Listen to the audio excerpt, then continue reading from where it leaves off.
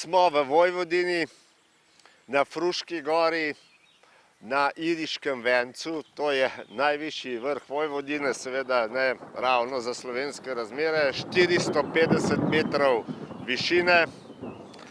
Za nami je spomenik borcem oziroma narodno-osvobodilni borbi Vojvodine, vojvodincev in vojvodink med drugo svetovno vojno. Ta spomenik je postavil Sreten Stojanović, je narejen v stilu socialističnega realizma in je eden boljših primerkov, morda celo bi rekli vrhunskih primerkov socialističnega realizma v Srbiji in tudi v Jugoslaviji. Zanimiva je torej ženska, ki simbolizira upor. Pod žensko so pa figure partizanov, različnih odpornikov, ki prikazujejo posamezne sloje oziroma skupine ljudi, ki so sodelovali v narodno-osvobodilni borbi.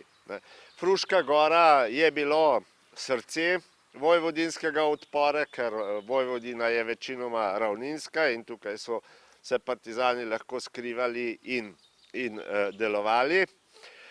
Ima pa ta spomenik še eno značilnost.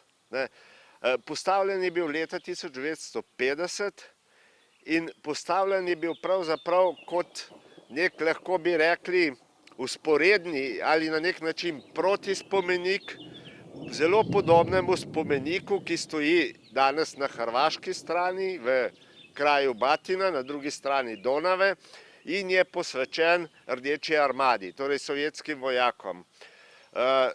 Tam so namreč skupaj s partizanskimi enotami jugoslovanske armade forsirali Donavo in v zelo težkih bojih torej prebili nemško obrambo in s tem omogočili Rdeči armadi napredovanje proti severu, po vzhodnem robu jugoslovanskega ozemlja, tudi slovenskega, na Dunaj.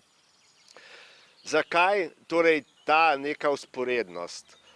Leto 1950 je bilo hudo leto odpora proti informbiroju. Vemo, da se je ta začel leta 1948 in jugoslovanske oblasti so hotele pokazati težo in izvirnost narodno-osvobodilnega boja.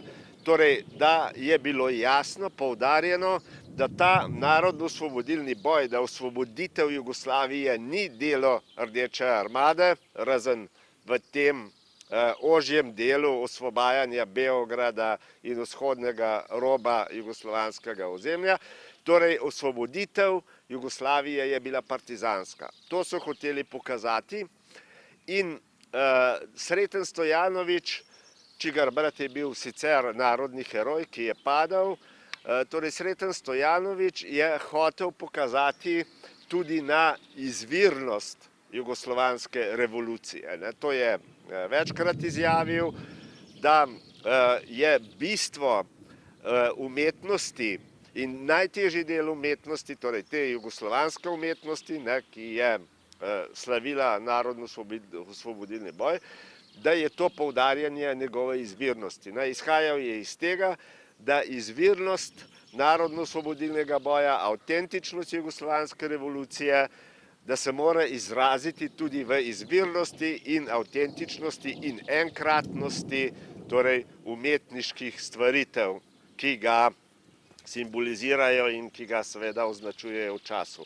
No, čeprav med obema spomenikoma, kot bomo videli, ni zelo velike razlike, ker sta narejena v istem slogu, je vendarle s temi posameznimi figurativnimi deli, ki obkrožujejo ta spomenik, uspel pokazati, vsaj po mnenju umetnostnih kritikov, na ta pomemben element narodno-osvobodilnega boja in revolucije.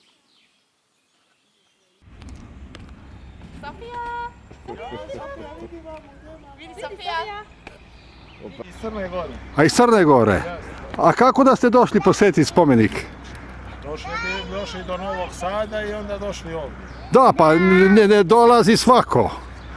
Dođemo, lijep nacionalni park, onda da obiđemo sve i kad je već spomenik tu, zašto ne vidjeti spomenik? Super. A u Crnoj Gori posjetili ste neko kod ovakvih spomenika? Naravno, Kojeg? Koje vam se sviđa? pa ima ih puno u Crnoj Gori posvećeni oslobodiocima, tako da Da, kod vas su dosta sačuvani. jeste, pa mislim, kod nas i dalje slavi 13. jul, Da. dan ustanka i tako.